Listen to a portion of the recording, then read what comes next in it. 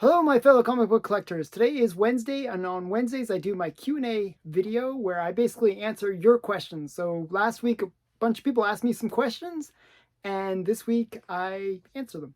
So if you have a question for me, you can leave it in the comments below on this video. It has to be on this video.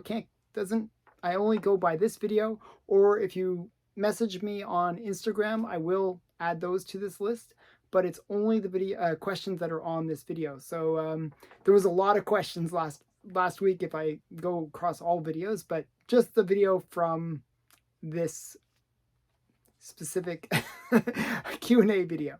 But despite the limitations, there was a lot of great questions that were asked last week, and I just want to get to them now.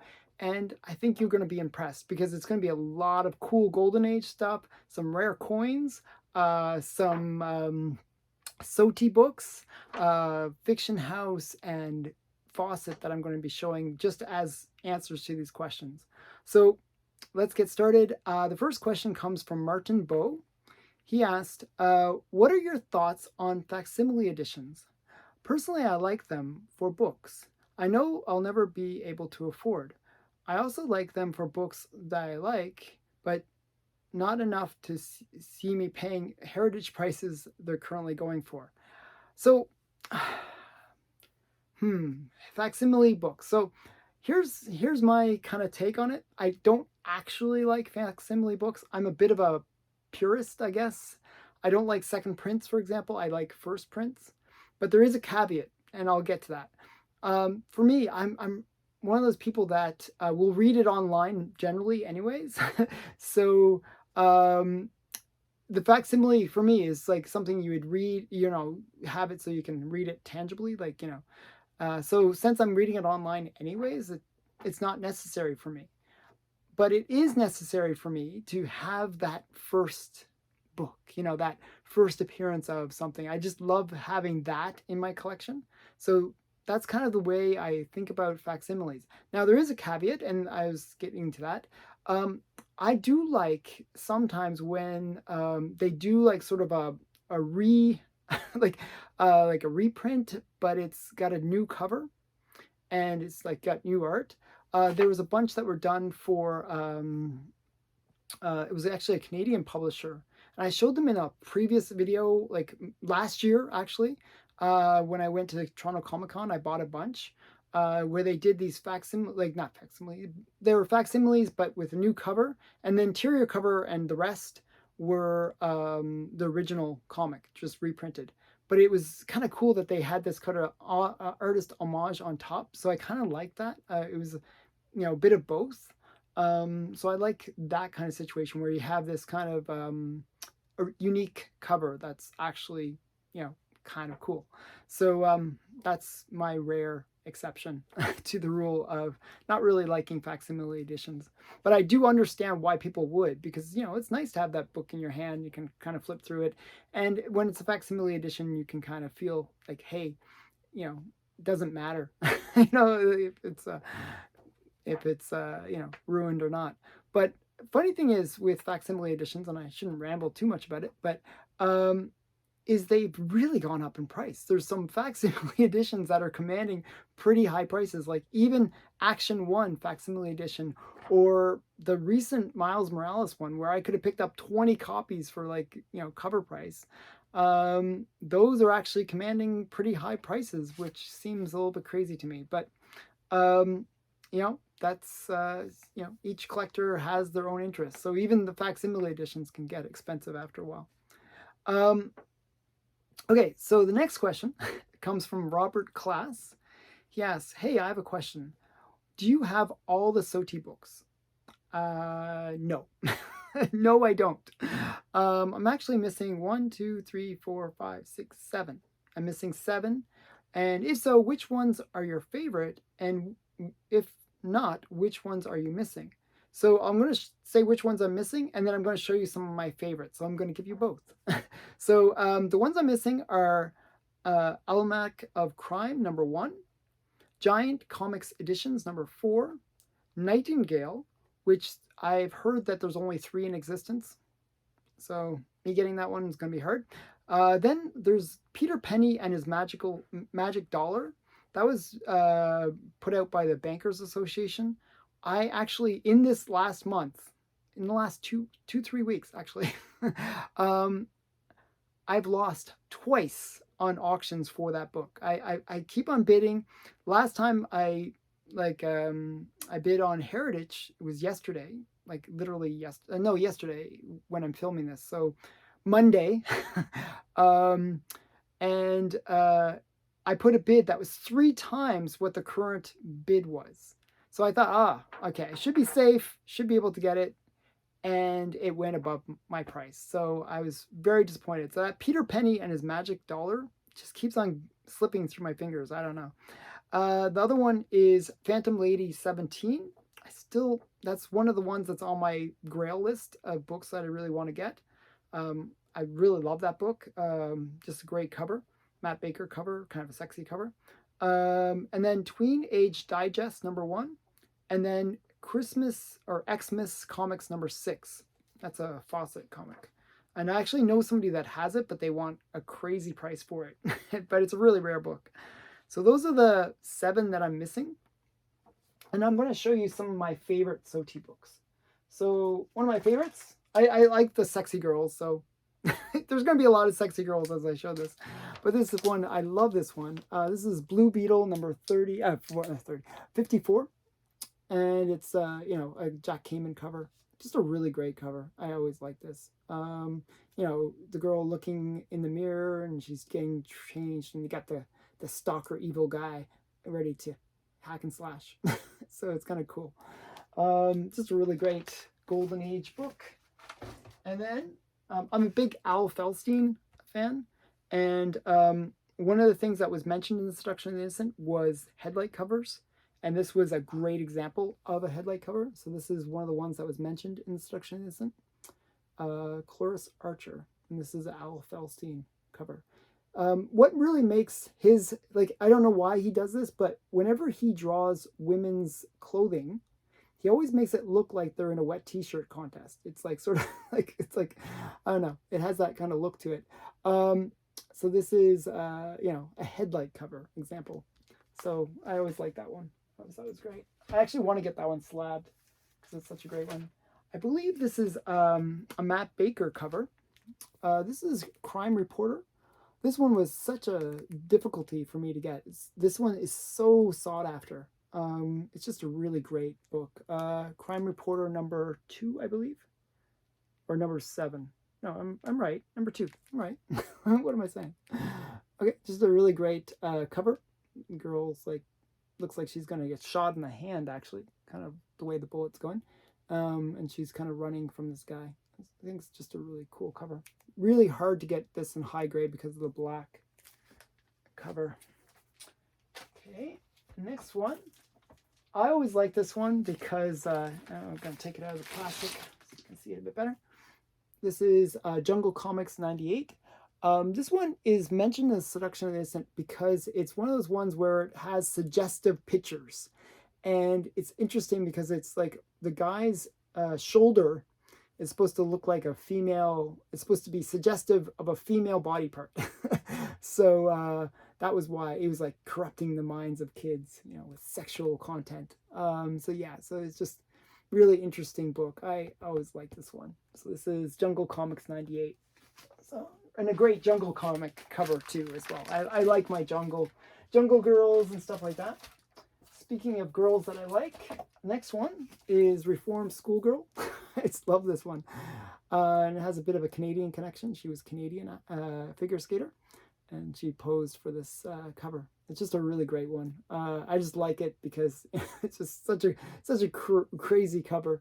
Because it's explaining this sultry nature of this whole girl. I just think it's really cool. Reformed Schoolgirl. I just really like it. And to make it even better, on the back is all these bra ads. So I think that's kind of funny. And I have to show this one because I showed this one so many times, but I'll show it again. It's Crime Detective #9. And this one I really love this one for SOTI because it has Frederick Wortham on the cover, which is just too funny. And, it's, basically saying, hey, we're going to gag and bind you. and comics are not bad for kids. So I think it's kind of funny.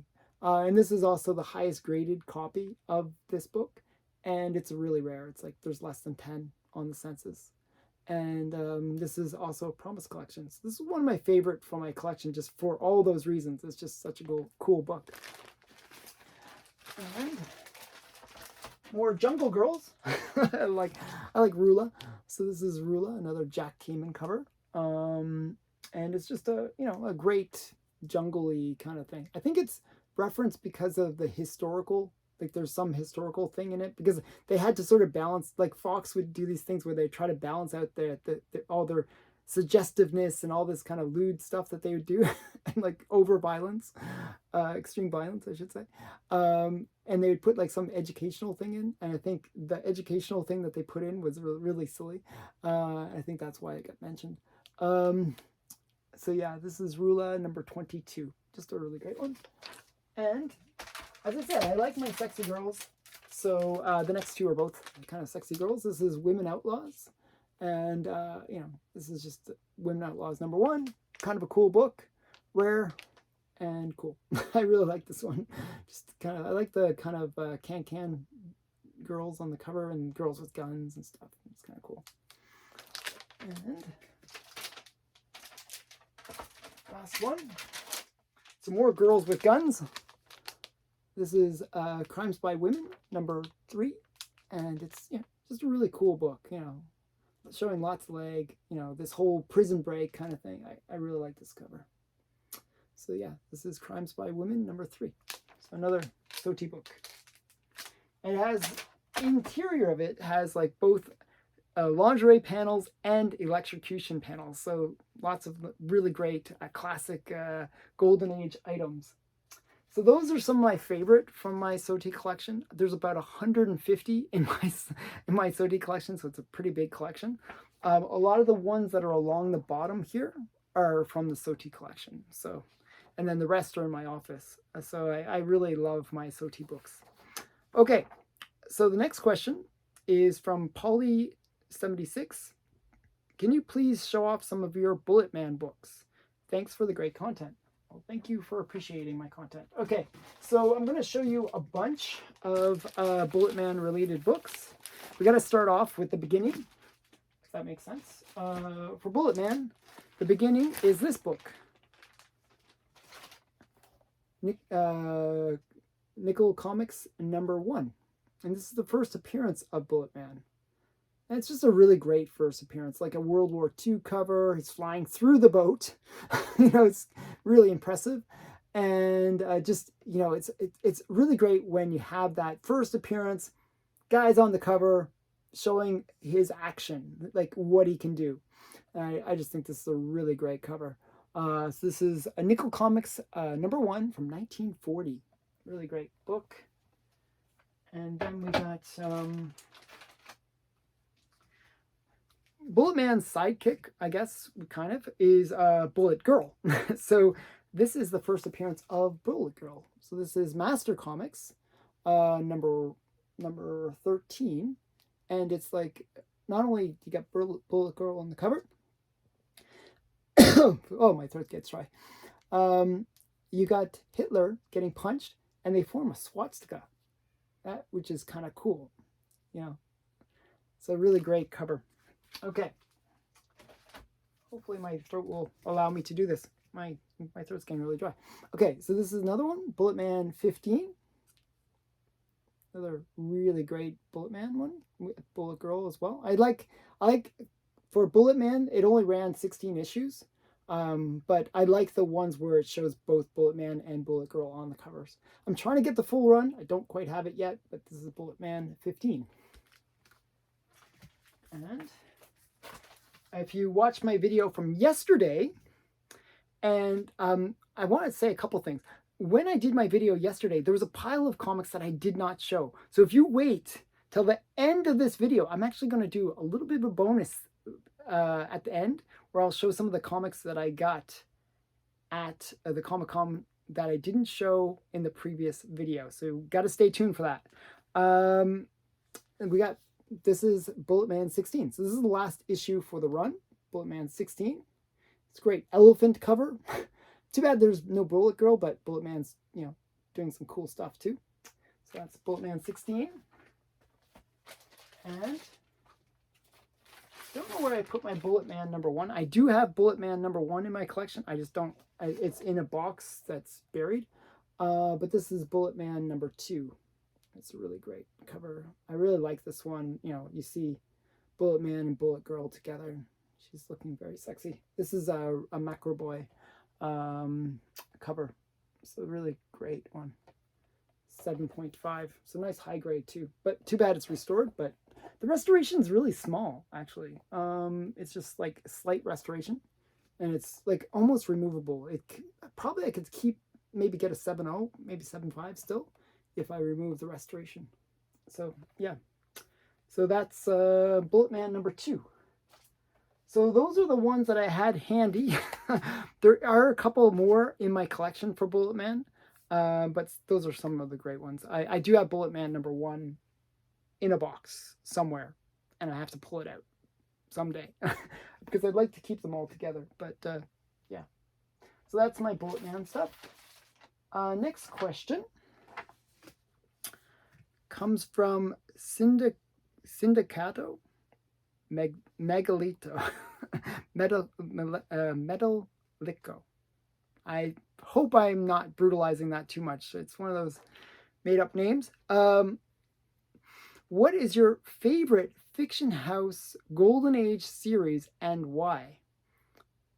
Also, can you show off some of your favorite fight comics? Okay. Okay. So,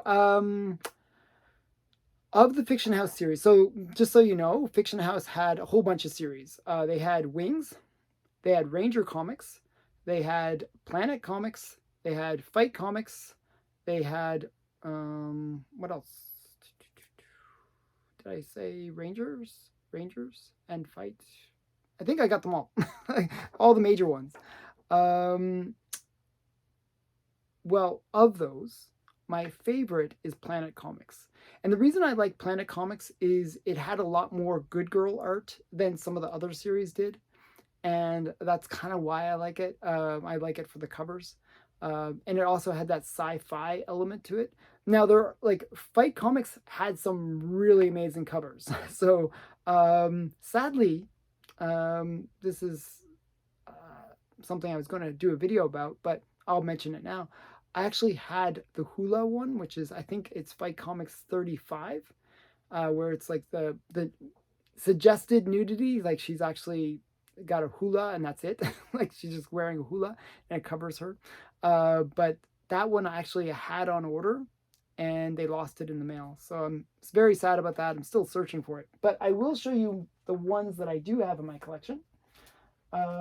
This is going to be a bunch. I'm just going to show you them all because I think they're all pretty great. We got Fight Comics 47, nice Lily Renee cover. And this cover is just awesome. This is Fight 22. And it's like, the Nazi and the hooded thing. You got the woman in bondage. And you got the guys in the background. I'm not sure if you can see that, but they're getting blown up. You can see a leg flying off there. And I think a head flies off as well. This is a pretty great cover. Pretty crazy. And we got another really great bondage one. I love these crazy bondage ones. This is Fight Comics number 41. It's a really great, she's tied to the wheel of the paddle boat. And we got Fight Comics 45. Not as cool, but, a bit of a bondage thing and ritual sacrifice. So that's kind of cool. And then we got Fight Comics number, I forget what this number is, number 45.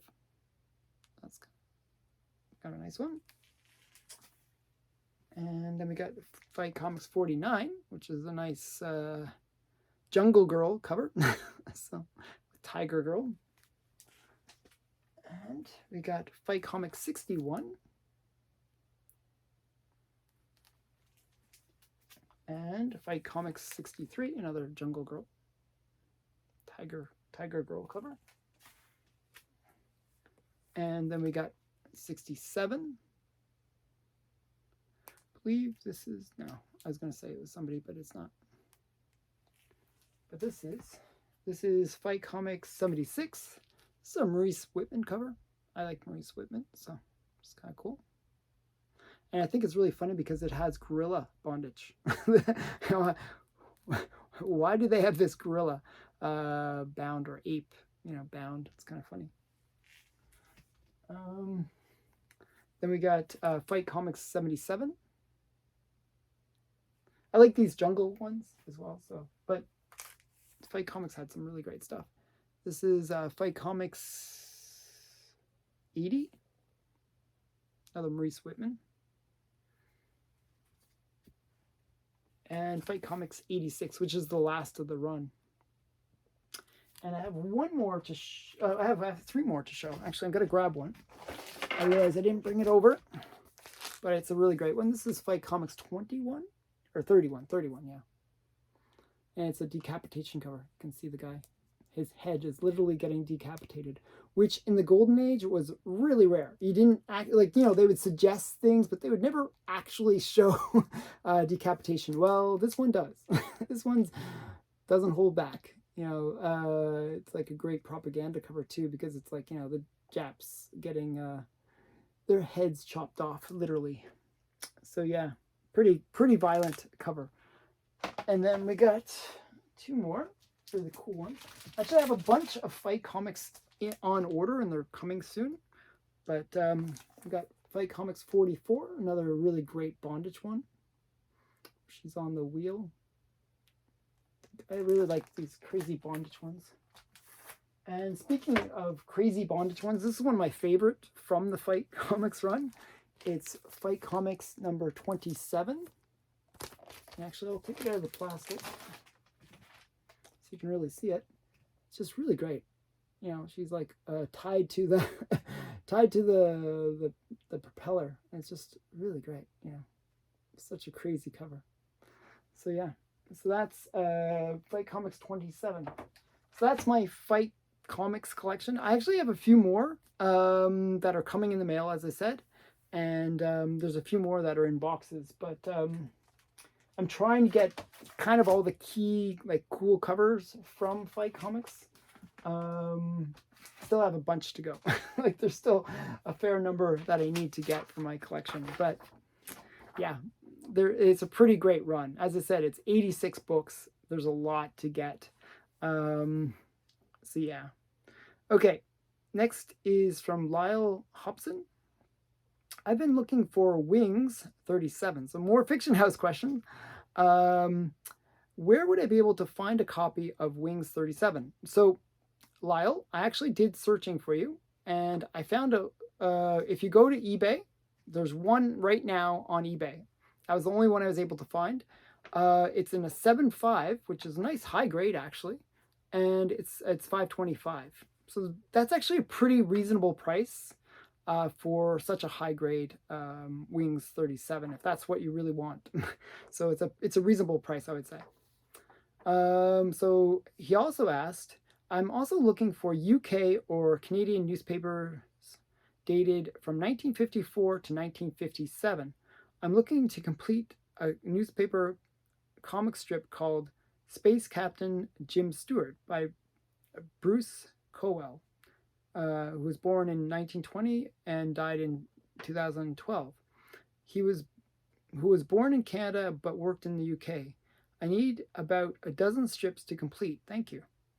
Okay. Buying newspapers is a little challenging. So the way you do it, and this is like my advice, you probably know this already, but I'm going to give you my 2 cents, is what you do is you find out what newspaper companies were producing papers back in 1950. The ones that I can think of would be like the Toronto Star, the Toronto Sun, things like that. There might be others, but that's what I would do. I would look for what were the Canadian newspaper publishers at that time, and then what you would do is then take that thing and then search for it on eBay. The reason I recommend eBay is it's probably the easiest way to find newspapers. People will sell old newspapers on eBay. So what you do is you search basically that newspaper plus the year. So 1957 or whatever year you're looking for, and then just see what comes up. And it should work.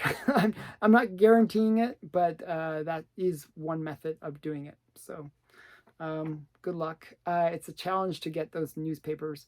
A lot of the time they sell cheap. Like there are people that collect newspapers, so they do sell pretty affordably. But it's still tough to find them. But yeah, that's the only advice I can give. Next question comes from James P. Comic Collector Geek. Better Golden Age Batman to collect? Detective Comics or Batman title? You have to pick one, no cop-outs. Okay, so I was thinking about this one quite seriously. You got Batman title versus Detective Comics title. Of the two, I would choose Detective as a collectible. And that's despite the fact that I actually prefer some of the Batman ones because I do like Catwoman and the Joker, and they make their first appearance in Batman 1. But more significantly, we got a bunch of things that happen in Detective Comics. So Detective Comics, we got the early issues. So if you're collecting Detective, you get one all the way up, whatever. You're going to get like those first early issues when it's not actually Batman. Those are kind of cool. And you get the Batman issue, the first appearance of Batman. That's kind of major. You get the really cool covers, like I think it's 31. That's like the one that Neil Adams homaged. You get some really cool things within that Detective run. You also get, I believe, the first cover appearance of Catwoman. So I kind of get my Catwoman there. And you get a bunch of really cool first appearances. I believe not Joker, but Penguin and Scarecrow. And actually, Scarecrow is a different book, I'm pretty sure. But but you get a bunch of first appearances is my point. I think Two-Face is in Detective Comics' first appearance. So, there's a bunch that you get there. So, yeah, I think the better collectible would be Detective Comics, especially because you get the first appearance of Batman. So can't go wrong with that. And also, I think something... I was going to say some Doctor Strange, not Doctor Strange, but there's like a character, something strange or something like that. But there's a bunch, is my point, that really come out in the Detective Comics. So I would go with the Detective Comics. So that's my choice.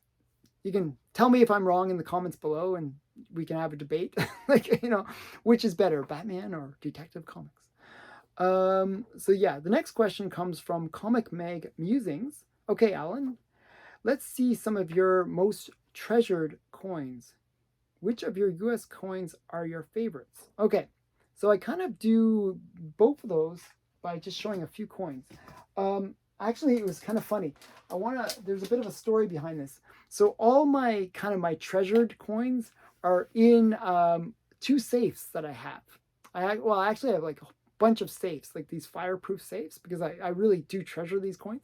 So I figured, hey, get a safe, put it inside, and it'll be protected from fire or whatever. So the funny thing is I lost the keys. I was like looking everywhere.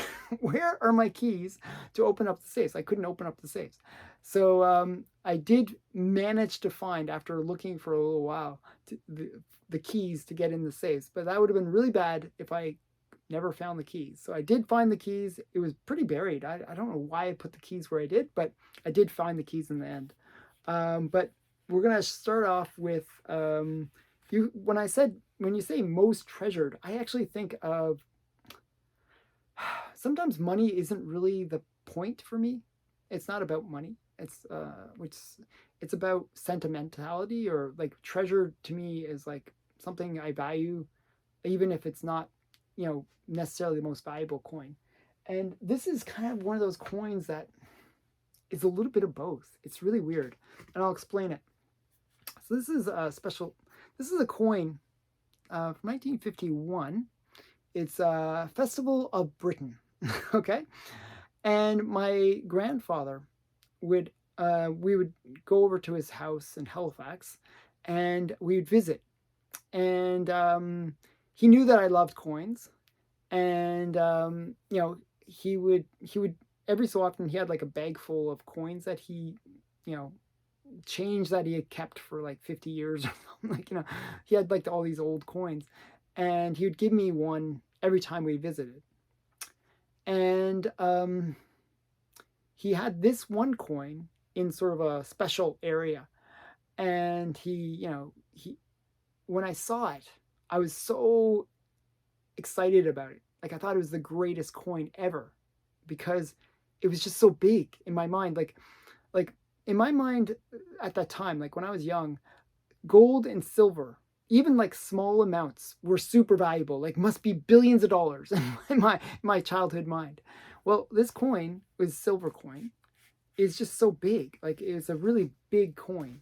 It's like all silver, and if I take it out, it is incredibly thick. I'm not sure if you can see that, but it's a very thick coin. A George VI on the back, and it's just a really great coin. Has St. George on the front, killing the dragon, and it's just a really great coin. And he would show it to me, and I'd always really want to see it. So I'm always excited about it. It's not super valuable, but in my mind, it was like millions of dollars, because it's like this huge silver coin. And he would show it to me, and when he passed, I got this coin as part of my inheritance, I guess. And when I look at it, I think about my grandfather, and kind of very sentimental for me, this coin. So very precious to me.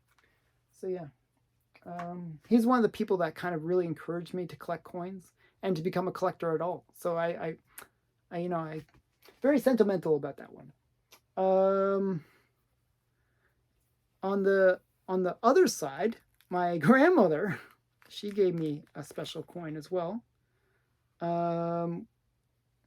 Actually, before she passed, which was much better. I prefer they don't have to die for me to get a coin. She gave me this American gold eagle. This is my first gold coin too, actually.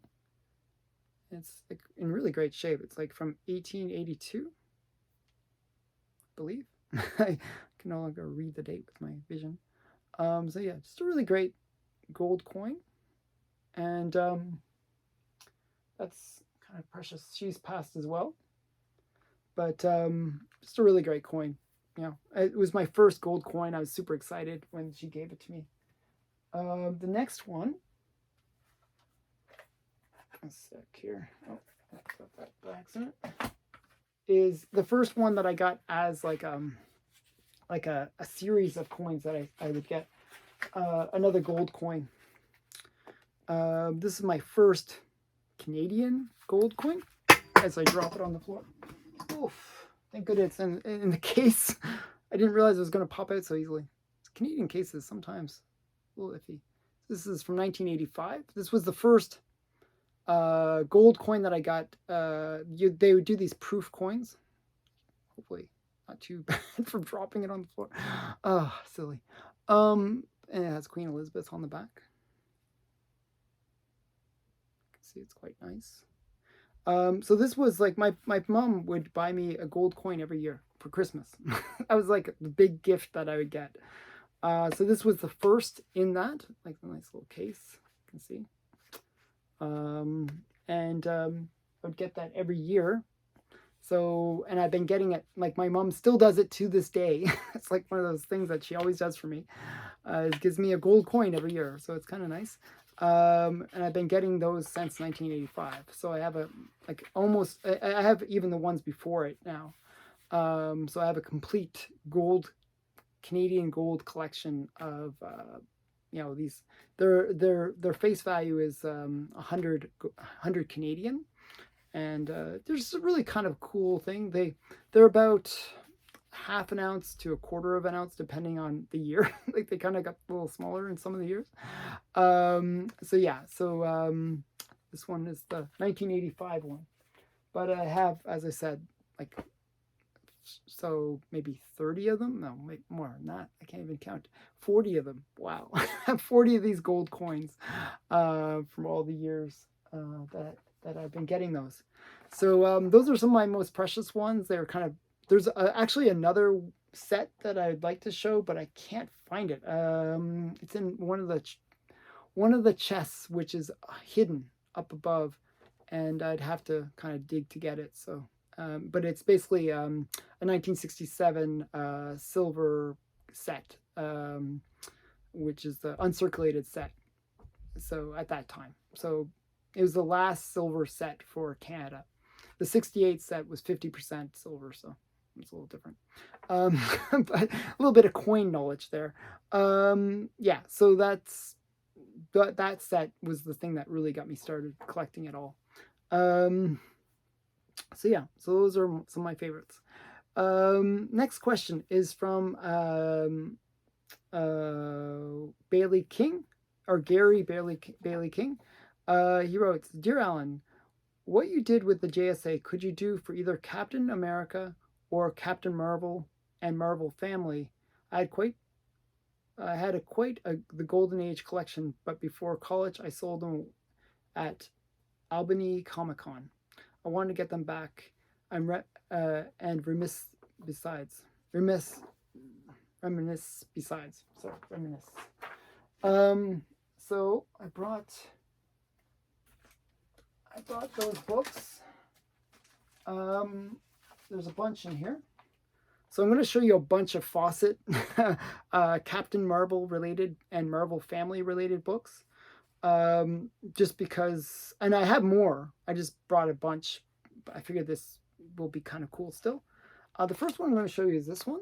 I wish it was sun faded. That's probably why I got it so cheap. I got it really, really cheap. Actually, Night Tiger was the one that told me that this was available on eBay, and I was actually able to even talk him down from the like cheap price he had. So this was Captain Marvel, Marvel Family number 77. Just a really great hand cover. I'm getting squished by this hand. And this one is really great. This is Captain Marvel Adventures number 17. Yeah, I was trying to remember the issue number. This is actually a key because it's the first time that they refer to Captain Marvel as the Big Red Cheese. And it was Savannah that started calling him that as a way of insulting him. And then we got, I like these, I really like magic. I'm a big magic fan. Always wanted to be a magician. This is Wiz Comics number 71, and it's just a really cool magic cover. I just really like it. So it's a magic cover. Bit of a good girl art cover too. So I kind of like that one. And even a penguin comes out of the hat.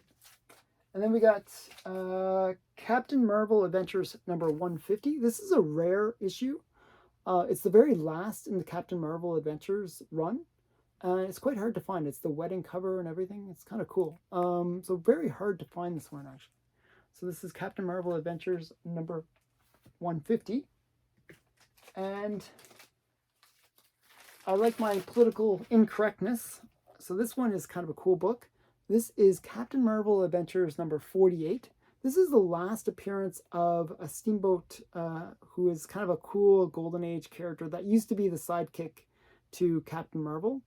But he was kind of sadly pushed out because, he was a black character and they didn't think he was representative of black people, and they thought he was racist, even though he was originally designed to appeal to black people, which is kind of sad. I thought he was a great character.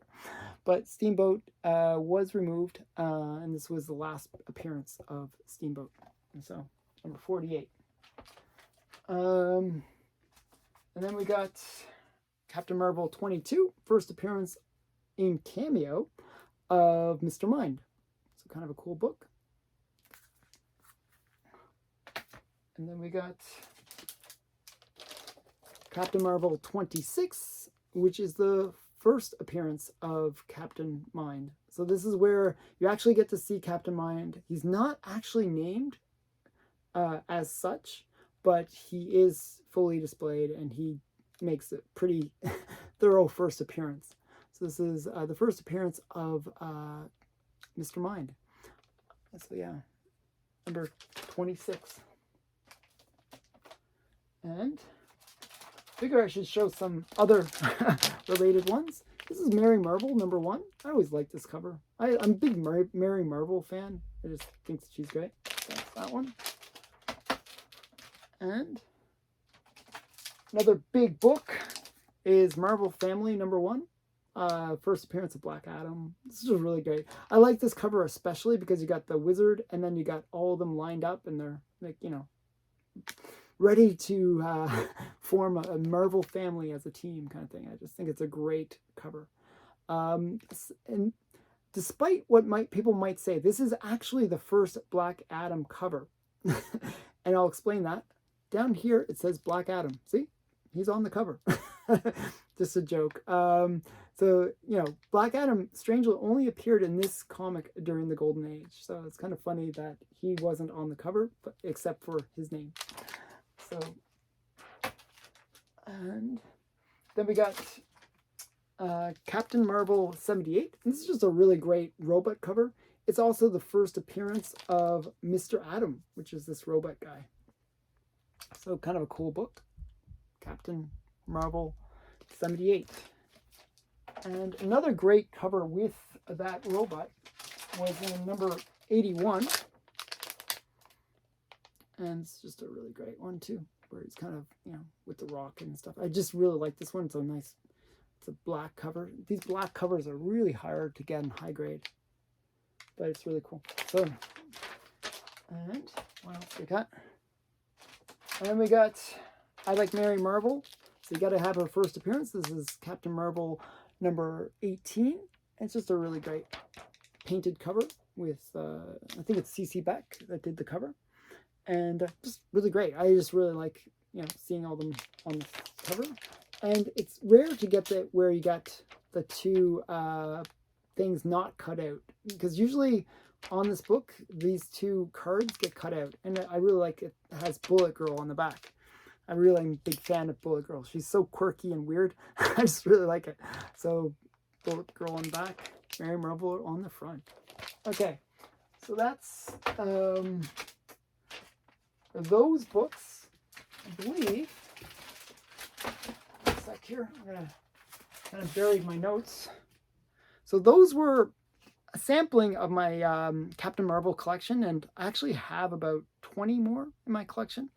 But they're all buried. A bunch of first appearance of like Captain Marvel Jr. and all those kind of things are in my collection, but they're buried.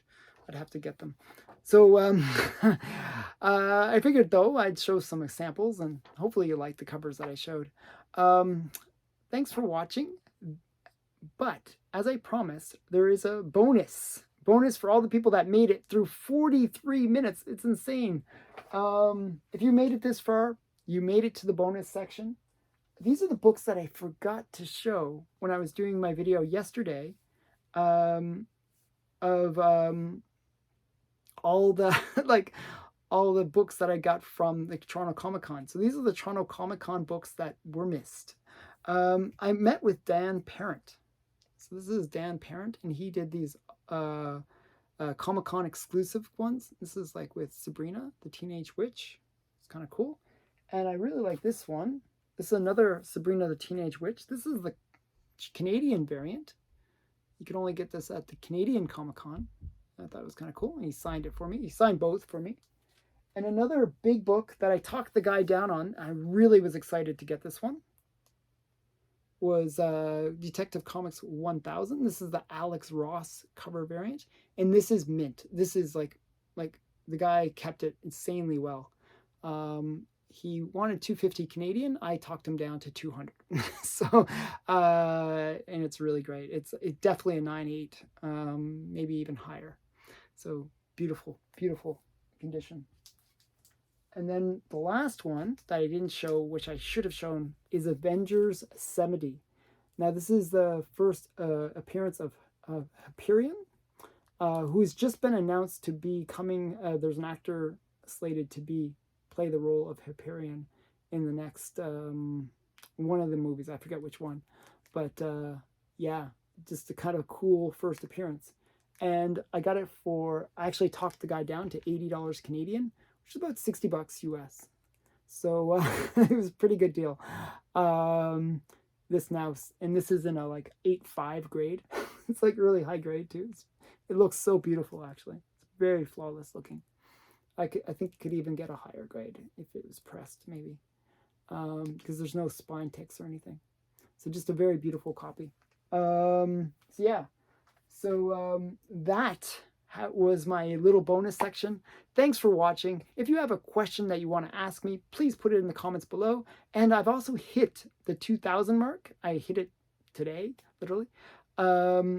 And I want to thank everyone who has subscribed to the channel. I really do appreciate it.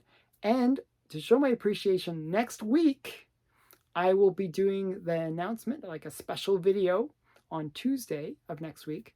If I maintain that 2,000 plus subscribers, where I will be giving out my one of 3 books. So stay tuned for that. So thanks again for watching. Click the link in the description below to enter the contest for that. But that's all. Okay, thanks again. Bye.